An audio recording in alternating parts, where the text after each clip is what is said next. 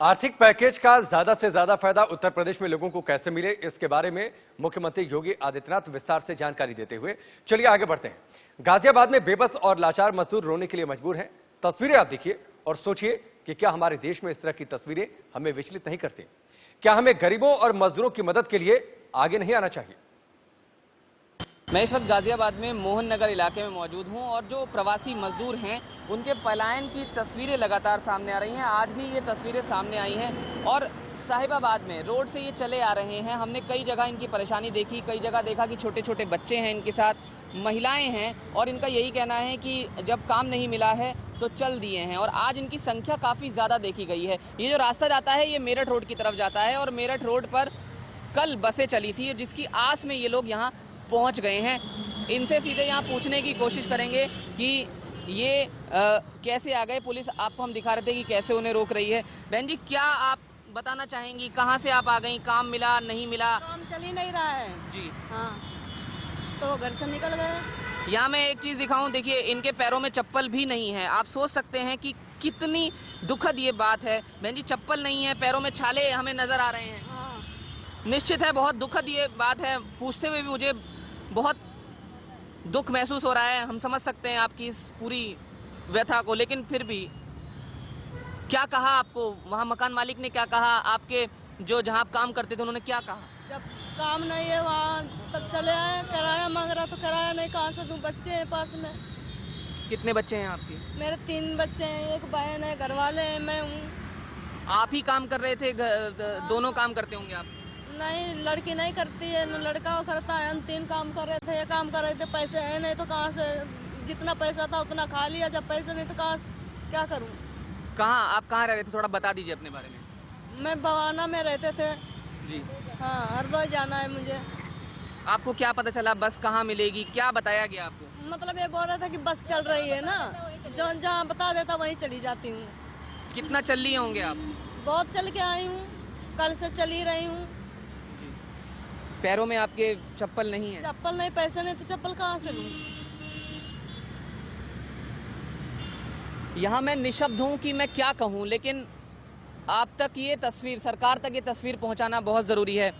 बेटा, आपके परिवार से वो महिला बता रही हैं सारी चीज़ें, बहुत दुखद है ये पूछना, लेकिन फिर भी मेरा ये कहना है कि आप कुछ कहना चाहेंगे हमारे माध्यम से कि सरकार कुछ ऐसा करे जिससे आप घर पहुँच पाएँ? पैसा नहीं है तो क्या करूँ? ये आप सुन सकते हैं, बोलने से ज़्यादा आप यहाँ देख सकते हैं, समझ सकते हैं। बहन जी, ये फिर भी हम जानना चाहेंगे आपसे कि क्या कहा गया आपको? आपके भी पैर में चप्पल नजर नहीं आ रही है? जब खाने पीने के नहीं है, चप्पल नहीं तो कहाँ से लाएंगे? जब जाना पड़ेगा, जैसे जो बता रहा है वैसे जा रहे हैं। और क्या, जैसे कोई बता रहा वैसे जा रहे हैं। ये कह रहे हैं कि जैसे जो बता रहा है। देखिए वो अपने पैर यहाँ पर दिखा रही हैं और वो कह रही हैं कि जब खाने के लिए रुपए नहीं है तो चप्पल के लिए रुपए कहाँ लाएं? आप इनके परिवार के मुखिया हैं? क्या कहा आपके मकान मालिक ने? क्या कहा? वो बोला किराया जो मेरे पास भैया किराया नहीं था तो हम कहाँ देते। कितना चल के आ गए? वो बता रही काफी चल गए। हाँ, बवाना से आ रहे हैं। 2 दिन से चल रहे हैं? कल से चल रहे हैं 15।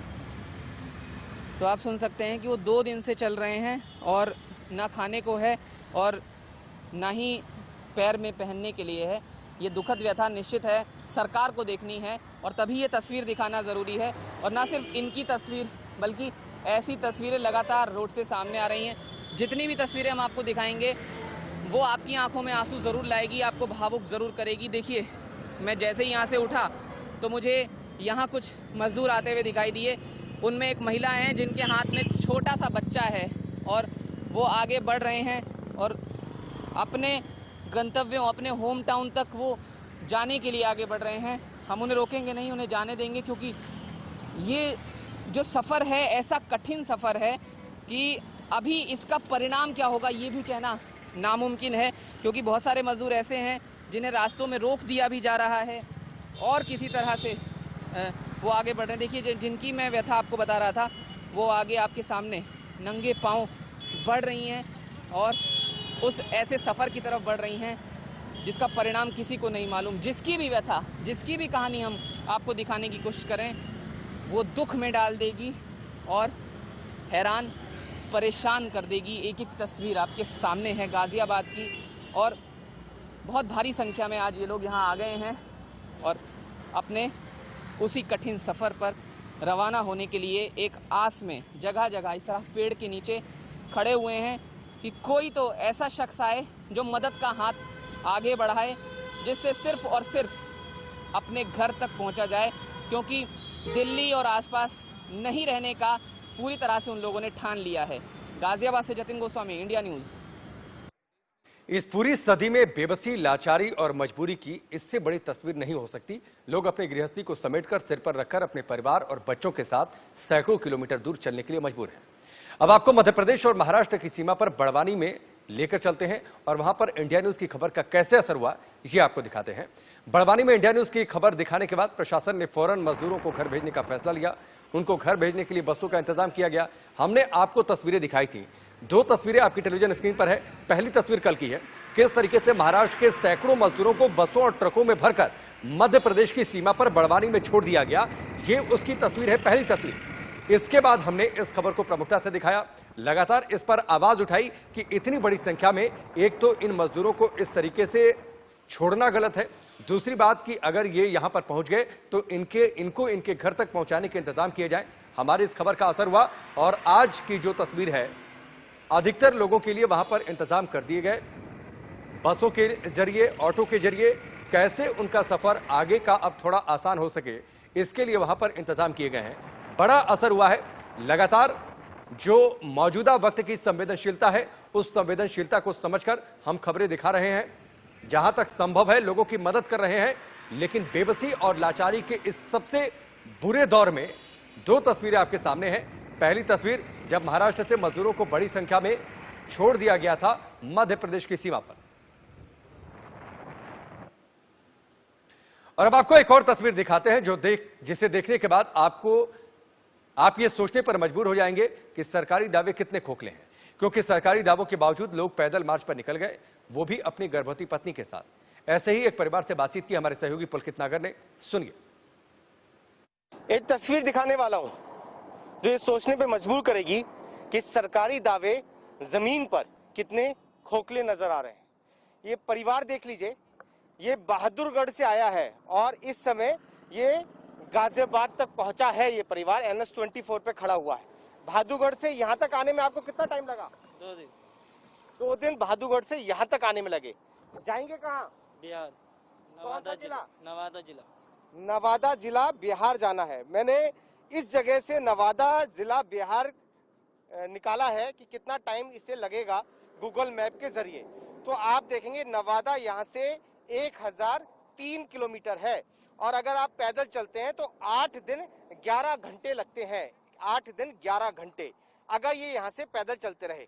2 दिन इस परिवार को पैदल चलते हुए हो चुके हैं, यानी कि बहादुरगढ़ से यहाँ अपने घर तक पहुंचने में 10 दिन का वक्त लगेगा। 8 दिन और संघर्ष करना पड़ेगा। लेकिन सरकार जो ट्रेन चला रही है उसमें आप क्यों नहीं जा रहे हैं?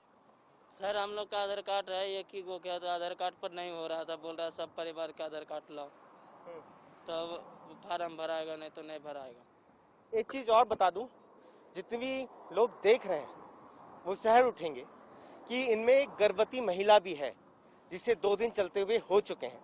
और आपकी पत्नी गर्भवती है? जी हाँ। तो दिक्कत नहीं हो रही है इतना लंबा चलने में? क्या करे सर, दिक्कत हो रहा है तो कैसे तो जाना पड़ेगा ना। ऐसा क्यों कर रहे हैं? जा क्यों रहे हैं? वहाँ पे तो सब इंतजाम हो रहा है। कुछ भी नहीं हो रहा सर, आने में नहीं तो कंपनी वाला खाने दे रहा, नहीं रूम मालिक है जेब भी खाली करवा दिया। बहुत तकलीफ भरा वक्त है ये आपके लिए? बहुत तकलीफ भरा है। कैसे जाएंगी इतनी दूर? कैसे जाएंगे इतने दूर? पैदल चलते रहेंगी? पैदल चलते रहेंगे। खाने पीने का सामान? खाने पीने का सामान इतने दूर कैसे जाएंगे पैदल? खाने के लिए बना के रख लिया है, क्या किया है? बना के खाए हम लोग आने पास। देखिए पानी की बोतलें सबने अपने हाथों में ले रखी हैं और ये किसी ने पानी की बोतल देके इनकी मदद की है। इसमें खाने का सामान है और ये आप सामान देखेंगे जो घर का सामान है वो लादा हुआ है। ये तस्वीर लॉकडाउन तीसरा जब खत्म हो रहा है तब की है कि अभी तक ये इंतजाम नहीं हो पाया कि प्रवासी मजदूर कैसे अपने घर तक पहुंचेंगे। और ये शर्मनाक तस्वीर इसलिए भी है कि तमाम इंतजामों के बावजूद भी सड़कों पर ऐसी तस्वीरें दिख रही हैं जहां एक गर्भवती महिला 8-10 दिन का पैदल सफर करने के लिए तैयार खड़ी है, क्योंकि उसे अपने घर जाना है। और ये मजबूरी वाली तस्वीर हम सबको परेशान भी करती है कि किस तरीके से हमारे सिस्टम को ये तमाम चीजें आईना दिखा रही हैं कि हम कुछ मजदूरों के घर तक पहुंचने का ठीक से बंदोबस्त नहीं कर पा रहे। कैमरा पर्सन संजीत के साथ पुलकित नागर, इंडिया न्यूज। सड़क किनारे चलते जिस परिवार, जिस मजदूर से आप बातचीत कर लीजिए, उनके अंदर बेबसी और मजबूरी का एक समंदर नजर आएगा, जिसे सुनने के बाद आप खुद पर कंट्रोल नहीं रख पाएंगे। आपके अंदर भी भावनाओं का एक समुद्र उबाल जरूर मारेगा। आगे बढ़ते हैं, बात NH-24 की करते हैं, जहां पर मजदूरों का पलायन लगातार जारी है, लेकिन इनके साथ उनके छोटे छोटे बच्चे भी पलायन के लिए मजबूर हैं, जो हरियाणा से पैदल मध्य प्रदेश के लिए निकल गए। देखिए हमारे सहयोगी ऐश्वर्य जैन की रिपोर्ट।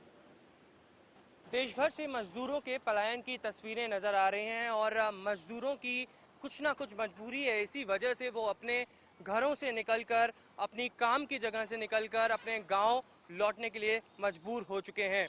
हालांकि कोरोना का खतरा लगातार इनके सर पर है, लेकिन भविष्य की चिंता भी इनके सरों के ऊपर है।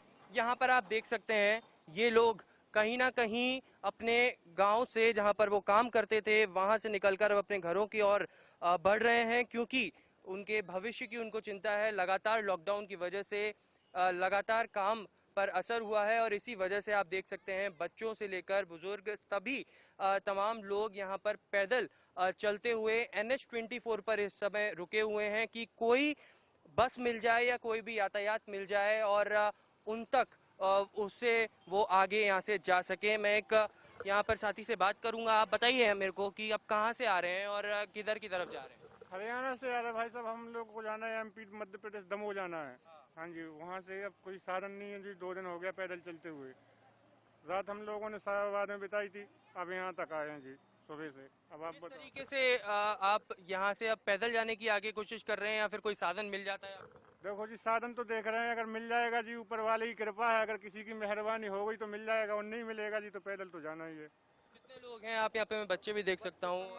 बच्चे और पूरे मिला के कुल 30 आदमी हैं हम लोग, बताओ। हाँ जी।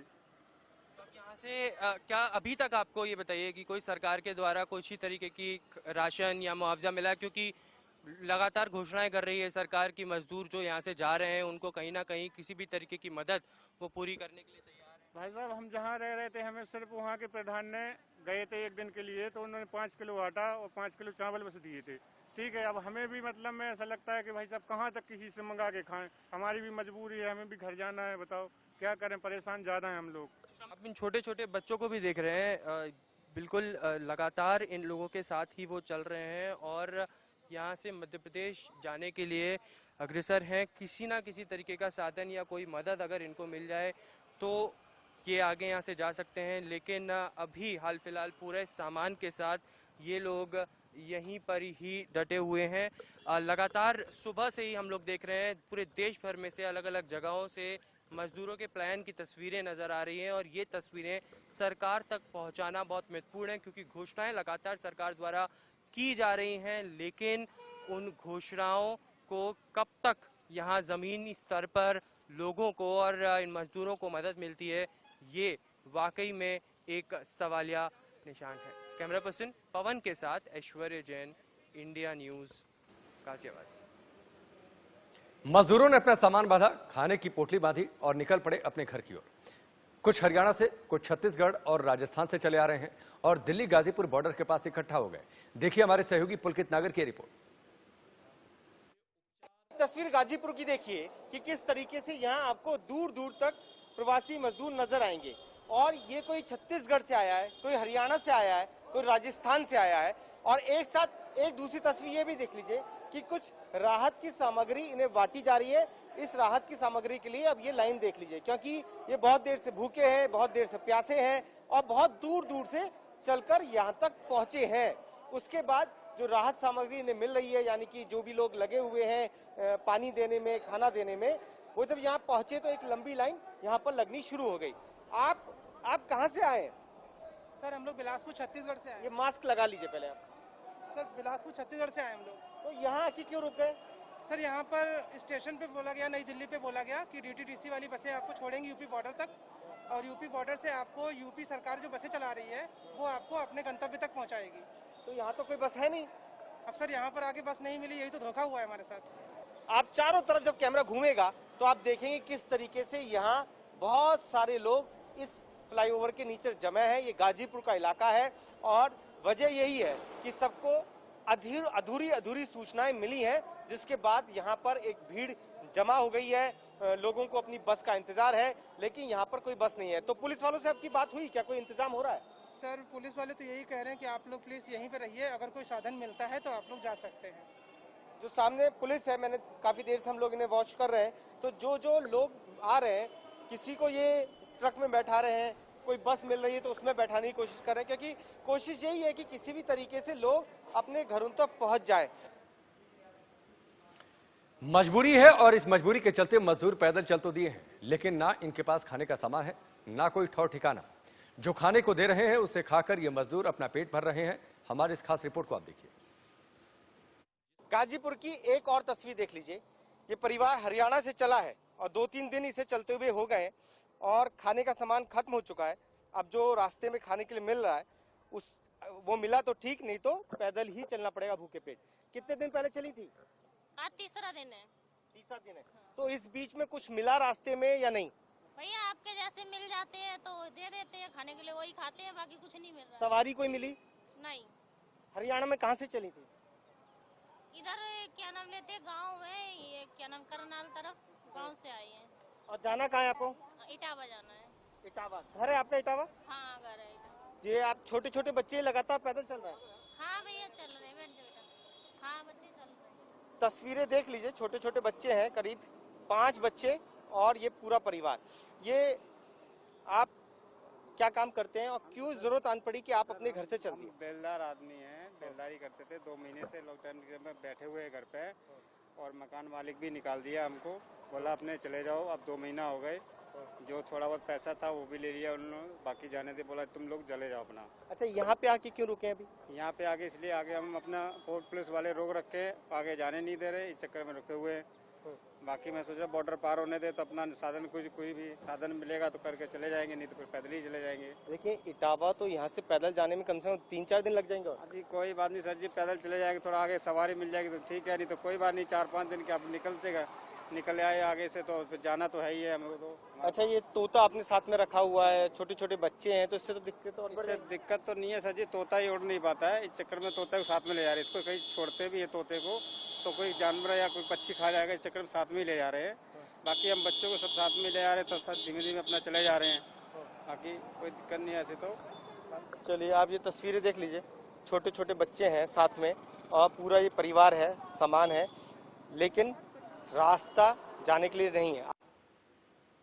वक्त यहाँ पर ब्रेक का, चलो